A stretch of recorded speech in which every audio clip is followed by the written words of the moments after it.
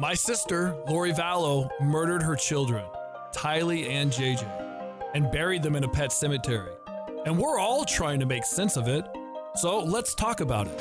Okay, we are back with Craig Shoemaker, and we were just talking about the man crush that I have on him, and that he's my favorite comedian, and we were talking about how we met and all that. So, Craig, you go ahead. I put you in a marijuana movie, and I don't even know that you don't even smoke marijuana, but we put you as a rich white guy inhaling some really good pot. So that's some fine AK-47 or whatever we call it. Yeah, we wrote a scene just for you and two other DJs that were in it. That's right. That was funny. So yeah, I am in a movie. I've never smoked pot before. I don't know anything about it. And the movie is about if pot was legalized. 20 years later, it's now legalized. This movie came out way before that. I don't smoke pot either, but it should have been legalized, and it was. It's called Baked. It was because my son, I was singing that song, Joker Smoker, Midnight Toker, and he's little. He goes, "What's a toker?" I go, "It's someone smokes pot, Justin." And he pulls out a pot from the spaghetti pot, and he goes, "How do you smoke this, Dad?" I go, I probably tried to smoke a spaghetti pot and a colander. So yeah, you were nice enough to fly in and do the movie, and you had your big guest star appearance. You probably never even seen the movie. That's how clean you are. No, my son has sent him and all of his friends the video of me in the movie, and they all just laugh at the movie. They all just laugh. Great, yeah. Well, tell them to watch the whole damn thing. I could use the. All right. Quick question: are you related to Rex? Yeah, Rex is my uncle. I knew. He looks like your brother. Yep. So Rex, how many times have you heard that? That is a common, even in our family. Alex and I joked about it all the time. If you saw the movie Splash back in the 80s, Daryl Hannah and all that, yeah. Tom Hanks goes to the island, and there's two guys helping the character there. And the guy said, "No, I'm just here with the moron twins." They said, "We're not twins." So Alex and I always said that. That was our catch line all the time. I was looking at, I heard he passed away. I'm going, well, look at this. He just aged a little, but here he I just say it. Right. He's left. Well, it's good to meet you, Rex. Yes, I am comedy and hopefully physical, also man crush of Adam for many years. You're looking at me going, geez, Adam's got to get some glasses or something. But I'm so glad to be with you. And it's odd how we ended up reconnecting again. Really odd, if you want to tell that story. So I get a text from Craig, and he said, I was watching a Netflix special, and I saw somebody who I thought I knew, and then I saw your face, and then I saw you talk, and I said, oh my gosh, what is going on? And the Netflix special obviously was the Lori and Chad and Alex story.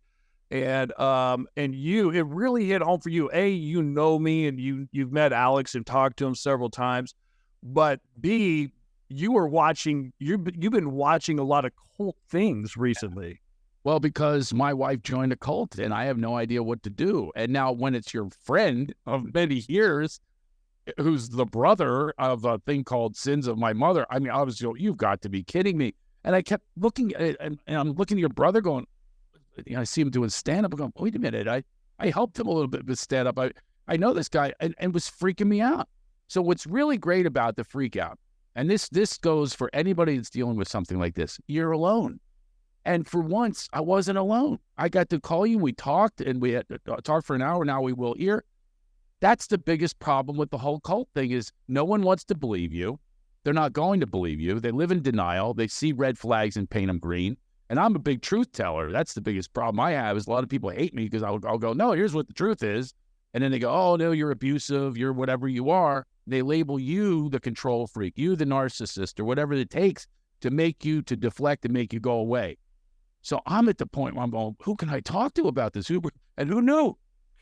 It's man crush.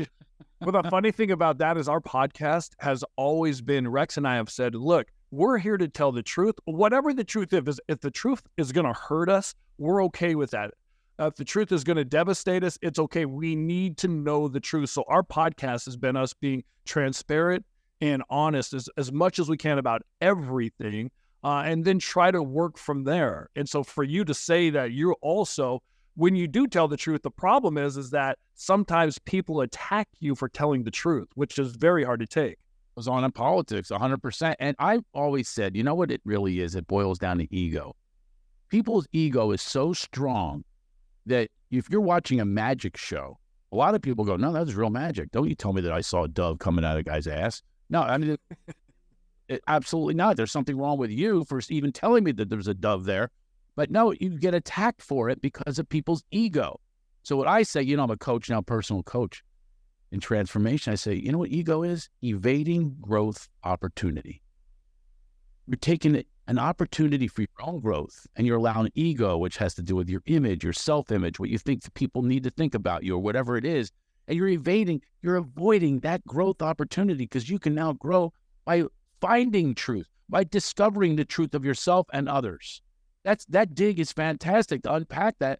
My best freedom is that, not staying the same or joining a group and just repeating what the narrative says in the echo chambers. That's what people are doing now. They just repeat what they're told from their chosen echo chamber.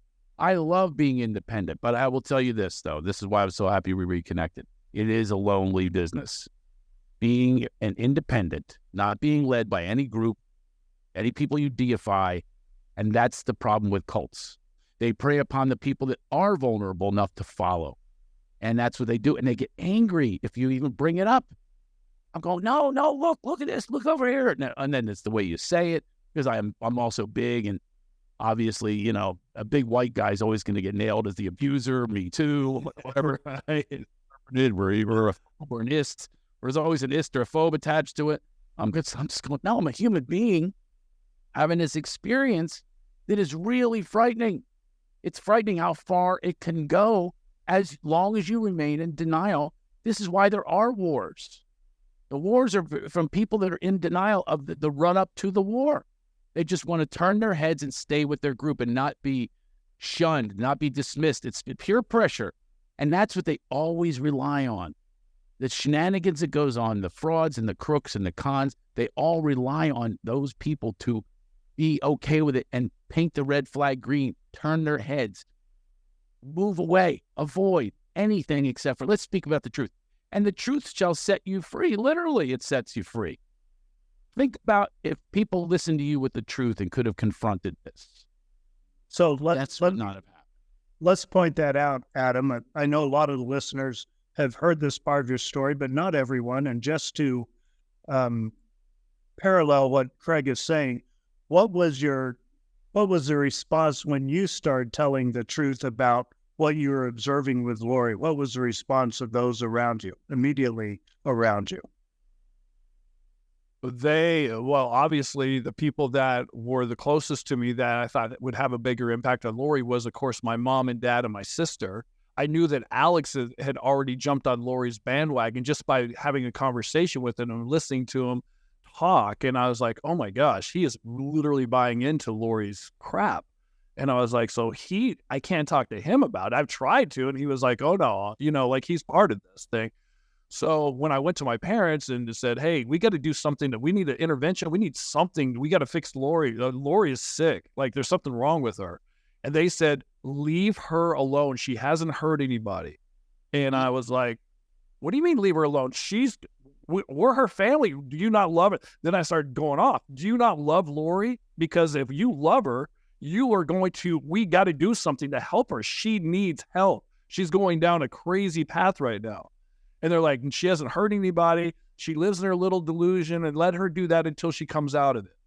And you see, people react when they hear about these shootings, these mass shootings. Oh, it's mental illness. Well, what are you doing about the mental illness? You're completely ignoring it. Nobody's doing anything because we're afraid to confront. One of the greatest days of my life. That sounds weird, but I did an alcohol intervention on someone. I went with these family members. In the afternoon, we walk in, and there she was, cigarettes everywhere. She had this gigantic wound on her elbow that she was dabbing the blood off of because she had fallen off the bed, her beer can, cigarettes, watching Steve Wilkos in the middle of the day. She goes, what are you guys doing here? And everyone in that room was frightened. I wasn't related to her, the sister, and all these people, they were frightened. They wouldn't even One left her purse in the car. She goes, in case I have to run. What are we afraid of? Like, literally, what are you afraid of? So they were so scared of her. And she's like, get out of here. What are you doing here? She goes, I just fell off the bed because it's a bad bed. Oh, yeah, sure. It has nothing to do with the cans that are laying everywhere. Everybody is in denial. And then they're accepting her words. No, I got on the bed. I looked at her. I said, we love you. That's why we're here. We love you. And it doesn't have to be like this. And we had a whole thing planned, an intervention or where she was going to go, rehab and everything else. But that was for alcohol. I mean, that's the thing is with the people that join cults, there's only the cult that you have as the bottom. And look what Catherine Oxenberg, I talked to her, what she went through with the vow, the Nexium cult, her daughter was in it. She spent, years trying to get her daughter out of that thing. They were branding each other and all this stuff. Now, finally, after all that time, because they have money, a lot of times the cults have money. So what are you going to do? You got to get on the bed like I did. And that woman ended up in rehab, by the way. Not right away, but she ended up in rehab. And at least if she goes out and drinks again, she knows that the voice is still there from everybody who was concerned. Everybody saying, listen, this drinking is not working for you. It's not working for anyone. Here's how it's affecting us. And that's what my now ex-wife, I want some people to be brave enough to sit on that bed and not go, no, don't involve your children. The children are involved. They have to deal with this every day. Every day, they see the manifestations of someone who's been brainwashed completely to the point of violence, to the point of kidnapping, to all this up. So what's next? Well, your movie's what's next. The movie of what happened in your life, that's what's next. My fear is, and they'll go, oh, stop it. She would never. I go, that's what Adam said too. That's what the family, they would never. No, they would never. And then it's just the denial that people are in. But it's this way in society, period. Like when they didn't have weapons of mass destruction. I'm not getting political here, so don't get upset, everybody. But it's a fact that there were no weapons of mass destruction. But I remember at the time, I was questioning and going, this seems like BS to me. And they're not listening to this guy that says there are none, because it becomes a whole run-up. And then everybody with the peer pressure gets involved. And they all go, oh, no, it's you. You're the conspiracy theorist, and you're the problem. You're the problem. You're the abusive male, whatever it is. And I'm going, whoa, wait. I'm just going to show you behind the curtain. That's what comedians do, ironically. We pull the curtain. We go, look, there's an idiot back there going, don't look behind the curtain. They don't want right. What's going on? Wizard of Oz is a great metaphor because he keeps them in this area. He gives them a barbershop, a couple of la-di-das, and now we laugh today. Oh, Mario Lanova, snip, snip, snip. And they get, here's a horse of a different color. Oh, you're all happy here. Don't go outside the walls, though, because we're going to tell you what you should fear. Turns out the fear was all BS. She melted away with just some water. It was a bunch of just like a lot of things are BS. We've got to call it, but we got to confront it and move towards it, not away from it. Avoidance of pain is way worse than pain. I found that to be true so many times. If you avoid the pain, it just festers and it gets worse and worse and worse. Look at the pain your sister was in.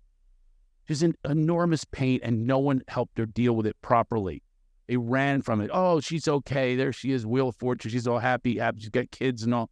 She's in Hawaii. Oh, yeah, she's fine. No, not fine. There's something to be dealt with. And then that's what I'm dealing with my ex-wife. Well, she's not my ex yet. We're going through a divorce. She's my next wife. I guess I call her my next wife. So you said a couple of things I want to bring up. So people are asking, how could Lori and Alex be brainwashed by Chad if that was the situation that went down? Of like, how do you believe something that literally the rest of us that hear that go, that's the craziest thing in the world? Like your kids are demons, or your kids are zombies, and we got to kill the zombies so the Lord can come. If somebody tells you that, you just call the police on him, run the other way. You don't buy into it. How do you buy into it? You said people who need something in their life feel like, is that what it is? What they do is, I've studied cults. My dad was a cult leader. Isn't that funny? My dad ran mule rides in the Pocono Mountains. He had a whole group of women. He called it his harem. I remember one time I was getting a tour of the Poconos. They thought I was this Hollywood comedian. And the guy's there with his little Shoemaker coal miner accent. He goes, over here, Craig, you got your quoits, and there's your racquetball. If you like to play racquetball, there's there you got 10. We got a lot of things. Just over this, the honeymoon capital of the Northeast here in the Poconos. And he goes, oh my gosh, look at that. There's A.J. Shoemaker and his harem. What's that nut doing here? And I got to go, that's my dad. Oh my gosh. In years he walked up, takes my complimentary cheese tray to get to this performer. Yeah, we bring this back to the girls at the ranch. Judy loves Gouda. Oh my Trade cheese tray, and then he's banging on my door the next morning. Go, come on, let's go. They're all waiting for you. Suddenly, we're father and son running mule rides. He goes, come on, we'll tell stories. My fans showed up to take a mule ride after my show the next day. But yeah, he was charismatic, and he had 14 women. That was his maximum. He called it his harem. He decided who slept with him each night. He would decide, and it was all based on performance. And then when they were chosen, they felt like they were at their happiest because he chose them for that day. They worked the hardest and they earned his love. And that Manson did this, and they prey upon vulnerability. I have a personal question for you. Yeah. What was your sister's relationship with her dad? What was I like people ask me that all the time, and I didn't see anything. Like nothing. Okay. Because that's a lot of times they prey upon that vulnerability or the male figure or whatever it is. So this cult leader that got my ex-wife, she preyed upon the vulnerability of when they hit menopause. Man, we have no idea because we're dudes. We have no idea what goes on chemically, what goes on with their hormones. So that is an easy prey. That's like Wolverine time. They're just going to swoop in on that. And then when she's married to a powerful guy like me, that's not in a braggy way, but I'm out there and make a great living and done very well and stuff. Oh, and then obviously he's dominant. He's a dominant male, and you don't want that. You want your freedom. She called it sovereign freedom, mamas, and she literally appeals to mamas. And she says, get out of your golden cage. I'd like to live in a golden cage for like a minute, have somebody support. Right. This is factual, by the way. These are the words that she uses. And my wife would cry, I'm in a golden cage. So when, you're shaking your head going, that sounds nuts. Now, when she's crying, do you think that she thinks it's nuts? She absolutely believes it because brainwashing is a bombardment. She spent hundreds and hundreds of hours listening to this pontificating of this woman that was constantly appealing to somebody who is at a crossroads. Somebody's at a difficult time. Somebody's in fear of, oh my God, I've been dominated by this guy and I don't want this anymore. And it was so sad to watch, to the point of violence, to the point of kidnapping. I mean, it's just unbelievable what I have witnessed. And on the other side of it, I can guarantee this. Oh, you know what she did, by the way? She was missing one day, probably with the cult, and lied about her whereabouts. So I finally, 5 hours later, I said, where were you? I took her phone. I go, I'll give this back to you if you tell me where you were. Now, this really tells you she's protecting someone. She charged me like a wild animal, clawing at me and beating me. And I just kept pushing her away, go, no, I'll give it back. I probably should have just given it back, but I didn't. And she ran off into the dark. Sure enough, the police showed up at my house. And guess what? Arrested me. Of course. Now, you know what the guy said to me, the cop? They wouldn't listen to me. I said, look at the scratches. I was the one who was being, oh no, they ain't going to hear a big 6'2" white guy. They go, you can thank OJ. That's what they kept saying. You can thank OJ. And they put me in jail, cuffs, put me in jail for over 24 hours on a slab while she's taking the kids, not letting them speak to me and all that, restraining order and all that. That's what happens to dudes. Because no one's going to listen to us. Because we have been horrible people for centuries, put smallpox in the blankets of Native Americans and everything else, slavery. Yeah, that's us. That's what we did. But I'm not doing it, but we're going to pay for that. And not just that, real quick, Craig, what you said. So Charles, Lori's husband, was telling the police, my ex-wife said was going to kill me. She's going crazy. And the police don't listen to a guy that's 6'2" and 230 pounds. Do you see the wife as a tiny little thing? They're like, yeah, she's going to kill you. I had them come to my house, and the guy goes, sorry, pal. He goes, listen, we just had to clean up somebody who smashed his wife's head and bloody on the ground. Do you think we're going to come here for your scratches? They basically, then they just walked away. Yeah. I've had people that I think that the cop is listening to me, and then they'll just go away. I mean, there's nobody that's in support of this, and they're just going to wait till it's too late. Yeah, that's the problem. That's what happened with your families. It was too late. Yeah. And you got to have people, especially with the police department, have a whole division that handles this domestic stuff. They just focus on that. Well, and there's the money for it, but we don't spend the money on things like that. We spend the money on hashtags, on let's make sure that somebody, is called the right pronoun. Right. Yeah, there's a whole segment of that. Announcement, I'm trans myself. That's right. My relatives come from Europe, so I'm transatlantic. So with the reason I wanted to have Craig on, is to explain that a little bit. His dad did a cold leader. He talked a little bit about brainwashing. He's going through something similar that I was, not knowing if your wife is going to do anything to your kids. But my mom and sister were like, there is no way Lori would ever hurt her kids, in denial. Again, I was like, and when they were on TV saying that, I was screaming at the TV going, you idiots, she's killed the kids. They're dead. They got to be dead, because otherwise she wouldn't be going to jail. Horrible.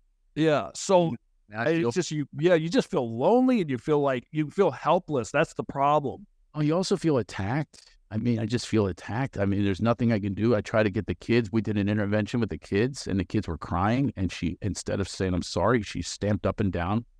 It looked like she was possessed by demons. And sometimes I think that could be the case. Yeah, and I thought the same thing about Lori. I said, who knows? That's an option. And in this case, anything is open. I'm not going to shut the door on anything. Anything down. You can't call it conspiracy theory. You can't call it, that I'm the crazy one because I think these things, or she could go that far. Because there's too many examples. I just happen to be watching another cult documentary, and you're the brother.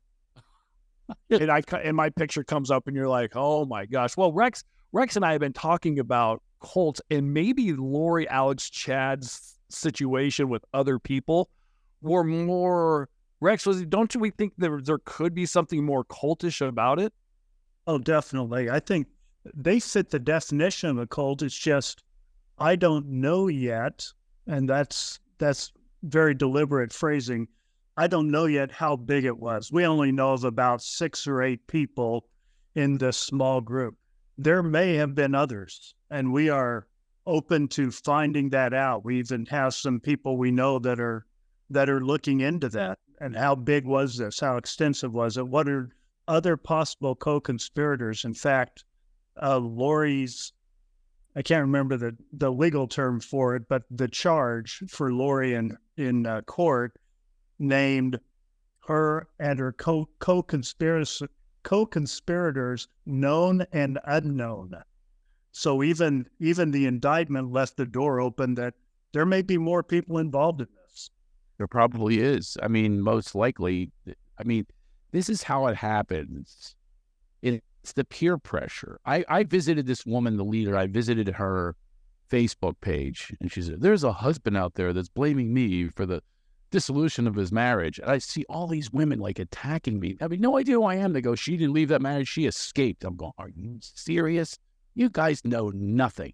And it's all under the auspices of business and freedom for women and all this kind of stuff, which I believe in. I've been a feminist my whole life. Of course, have your freedom. I will support your freedom. Absolutely.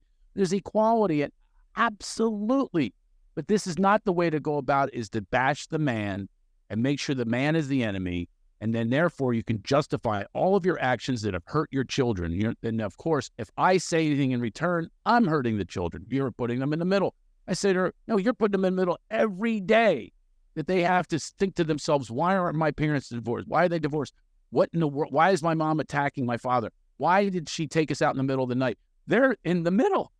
But if I say something, then I'm the one who's putting them in the middle. And it sucks. It sucks. I swear to God, I have very few defenders. I'll go to therapists. And I go out of my mind. I go, you got to be kidding me. And here's the worst part about it. I already dealt with another ex-wife that did worse, if you can believe it. Right. Well, yeah. Wait a minute. So me defending myself, I become the enemy. I give them exactly what they want. So if I'm going to coach somebody, that is the one thing. I really have to take a pause, a sacred pause, and stop with the reactions sometimes.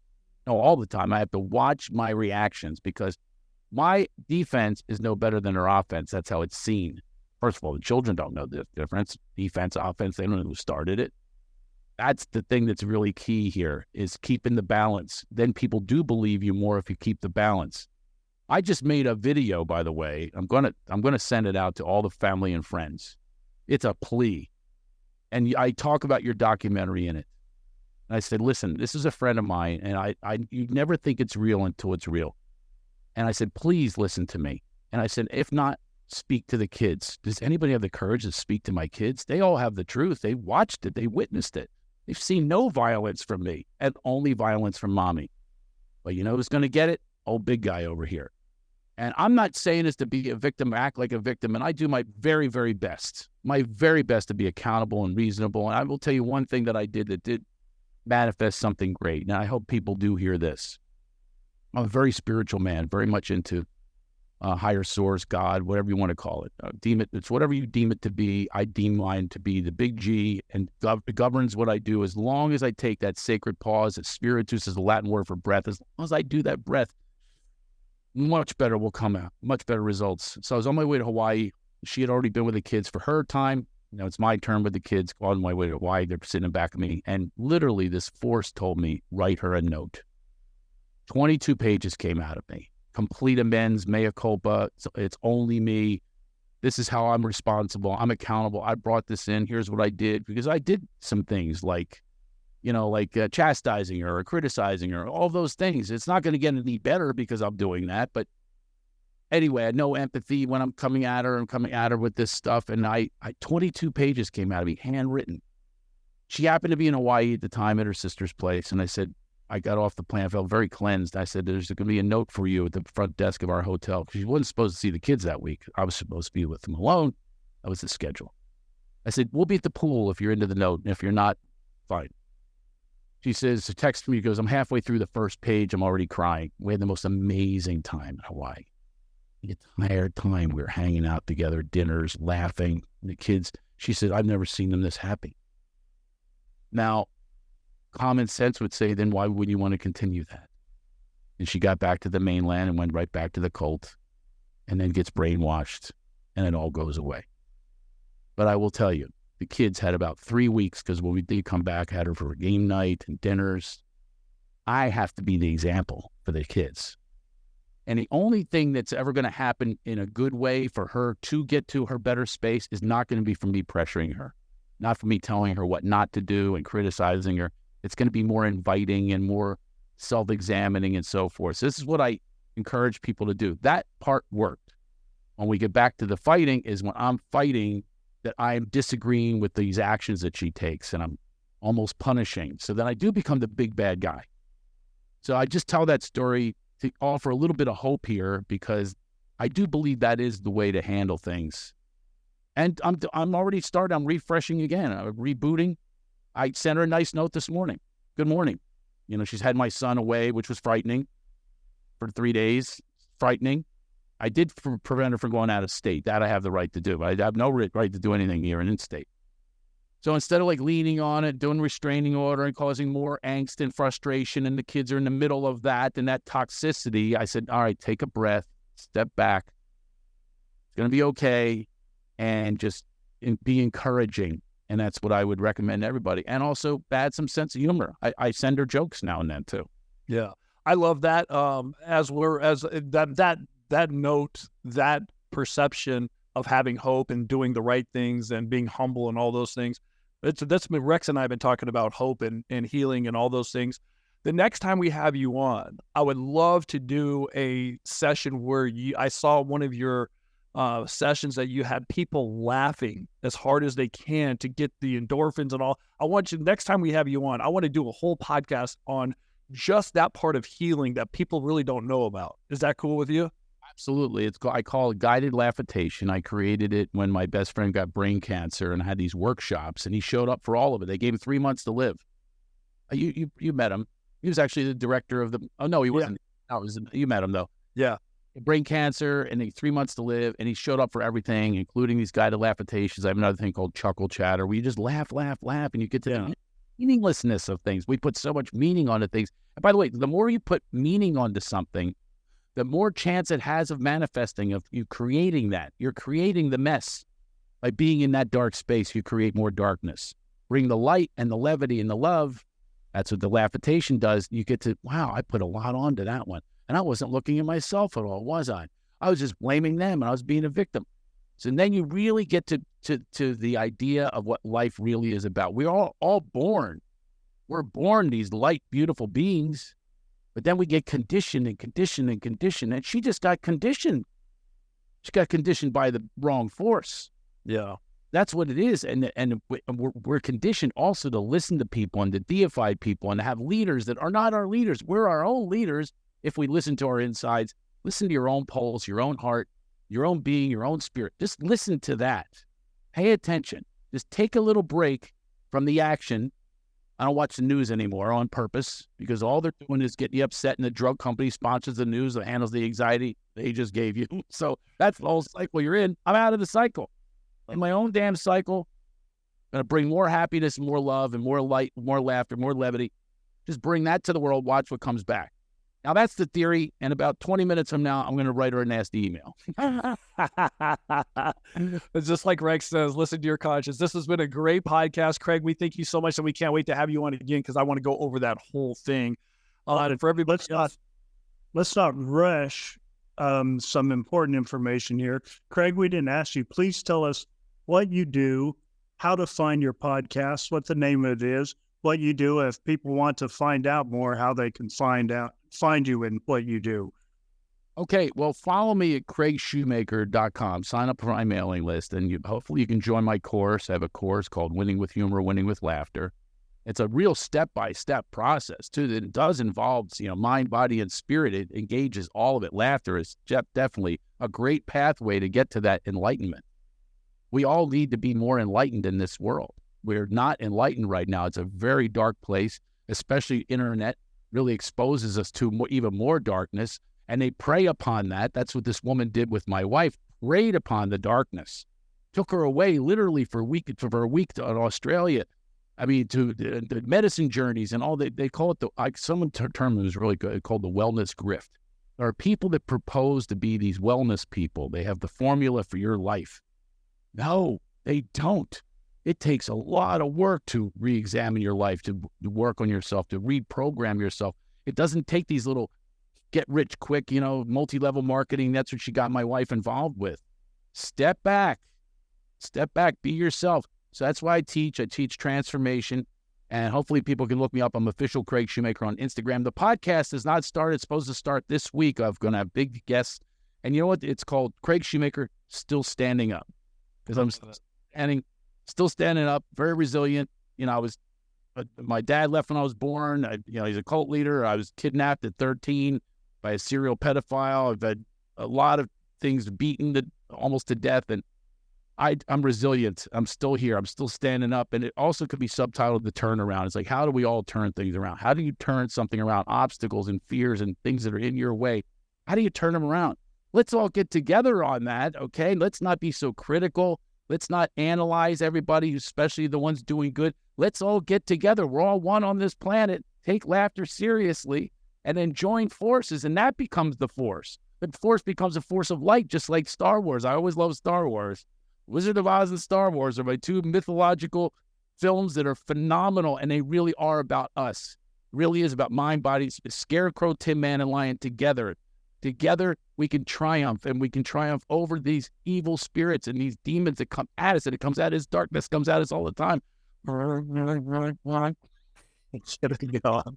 Jedi warrior, or you're going to be a clone. We're going to be warriors together, okay? Go against these cult leaders and these cults, and we will triumph, okay? And now go see comedy. Yeah, follow me, please, craigshoemaker.com. And I love to hear from people if you did listen to me on the podcast and have any suggestions or have any feedback for me. If we're in it together, let's be in it together, all right? Love it. Yeah, feel free to make comments here as well on our podcast as well. Anything else, Rex? You got the last word. Craig, we're just trying to figure out the name of the people that subscribe to our channel. Our latest is we're calling them optimists. And so our optimists do comment. Many of them do comment. So we will get those. You can see the comments on our channel, and we'll pass more information. And as Adam said, we'd love to collaborate more with you. I think there's a lot of information here that would help a lot of us, including me. I'm into this myself. would hear another coincidence besides me watching TV and there's Adam up there and there's Alex and all. Here's another coincidence. My kids, my nickname is Opto. There you go. That's it. That's what they call me. All right, Opto. All right, shut it down because I'm very enthusiastic and very optimistic about things. I needed to be. Otherwise, I would have died. I tried now not an honorary optimist in our community. Yes. Okay. My name is Opto. I'm Opto Prime. All right. So I tried to suicide when I was 13 after the kidnapping. I had these neckties. I tied them around this closet and I put them on the doorknob and I was choking and dangling. My mother comes in. This is typical for my life. She goes, "Oh my God, what are you doing? Those are new neckties. Get up." Our dark humor continues with Craig Shoemaker. I love it. The true story. All right. Thanks so much, Craig. This has been Tylee and JJ's Silver Linings Podcast. Your input is helping us make sense of this. We encourage your comments on our Facebook page or email tyleeandjjsilverlinings@gmail.com.